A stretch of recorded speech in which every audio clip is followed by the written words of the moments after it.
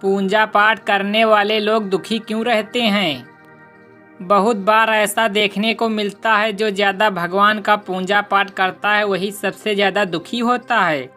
जबकि कोई नास्तिक आदमी जो भगवान को नहीं मानता, कभी पूजा पाठ नहीं करता, कभी संतों का संग नहीं करता, वह सबसे सुखी जीवन जीता है। यह सब चीज़ें देखकर कभी कभी लगता है कि भगवान ही गलत हैं, भगवान का न्याय ही गलत है। यह कोई कहानी नहीं, यह हर किसी के साथ होता है। दोस्तों, इस वीडियो में हम आप लोगों को इसके पीछे के कारण के बारे में बताने वाले हैं।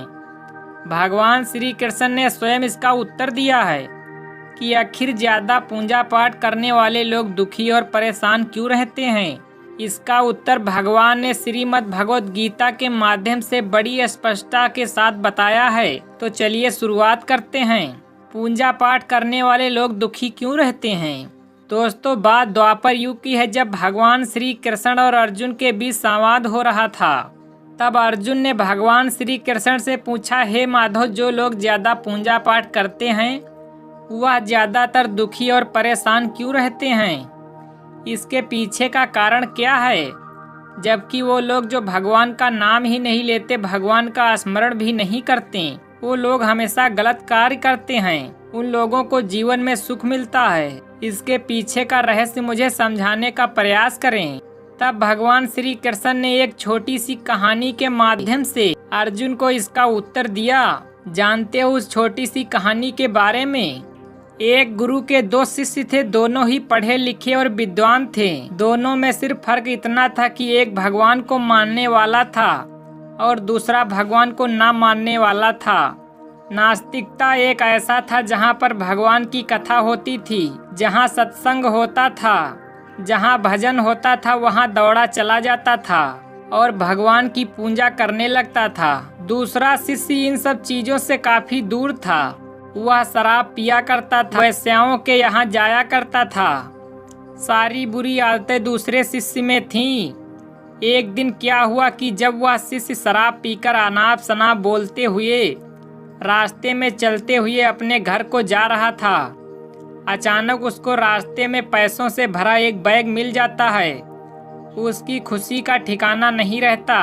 वह जोर जोर से चिल्लाते बताता है, आज मुझे पैसों से भरी बैग की थैली मिल गई है, मेरा जीवन सफल हो गया। इन पैसों से अपने जीवन की आवश्यकताओं की पूर्ति कर लूँगा। वहीं दूसरा मित्र मंदिर से भजन करते हुए अपने घर को जा रहा था। अचानक उसके पैर में बड़ी कांटी चुभ जाती है, रक्त निकलने लगता है। ठीक उसी समय दूसरा शिष्य भी वहां पहुंच जाता है और हंसते हुए उसको बोलने लगता है, क्यों तुम ही हो ना जो सबसे ज्यादा पूजा पाठ करते हो, भगवान का भजन करते हो? क्या किया तुम्हारे भगवान ने? मुझे देखो, मैं कभी मंदिर नहीं गया, मैंने कोई अच्छा काम किया है? मेरे घर में भगवान का मंदिर भी नहीं है। मैंने कभी अपने बारे में सत्यनारायण भगवान की कथा नहीं कराया, भगवान के सामने कभी माथा नहीं टेका। फिर भी मैं कितना संपन्न हूँ, अमीर हूँ, मेरे पास पैसों की कोई कमी नहीं है, सबसे ज़्यादा सुखी जीवन में ही जी रहा हूँ। अच्छे शिष्य की उसकी बात चुभने लगी। उसने मन ही मन भगवान से प्रार्थना किया, या तो सच बोल रहा है, मैं कितना पूजा पाठ करता हूँ और वह कुछ नहीं करता, फिर भी कितना सुखी है। इतना सोचते हुए वह अपने गुरु के पास चला जाता है और यही प्रश्न गुरु से करता है। गुरुजी मुस्कुराते हुए बोलते हैं, भगवान जो करते हैं अच्छे के लिए करते हैं, जिसकी जैसी योग्यता होती है उसको उसी के अनुसार फल देते हैं। अब तुम्हारे प्रश्नों का उत्तर तुम जानते हो। भगवान ने पैरों में ही क्यों कांटे चुभाए और उसको पैसे से भरी बैग क्यों मिली? सुनो, तुमने पिछले जन्म में बहुत पाप किया था, इसलिए तुम्हारी आज मौत होने वाली थी। तुम बच गए क्योंकि तुम मंदिर गए थे, तुमने भगवान की पूजा की थी। यही कारण है कि तुम्हारी मौत ना होकर सिर्फ एक कांटा ही चुभा। अब तुम्हारे मित्र की बात करते हैं। वह पूर्व जन्म में एक संत महापुरुष था, इसलिए उसका जीवन बदलने वाला था, करोड़ों की संपत्ति का मालिक बनने वाला था, मगर इस जन्म में उसने कोई भी अच्छा कार्य नहीं किया।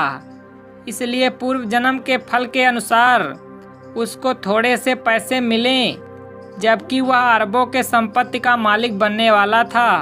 भगवान को दोष देना छोड़ दो, अपने वर्तमान के समय का सदुपयोग करें, भविष्य अपने आप सुधर जाएगा। इस प्रकार उसकी आंखें खुल गईं और वो पूजा पाठ में लग गया। तो यही कारण होता है कि जो पूजा पाठ करते हैं वो इतना दुखी क्यों रहते हैं। दोस्तों, वीडियो पसंद आए तो लाइक करके चैनल को सब्सक्राइब करें। धन्यवाद।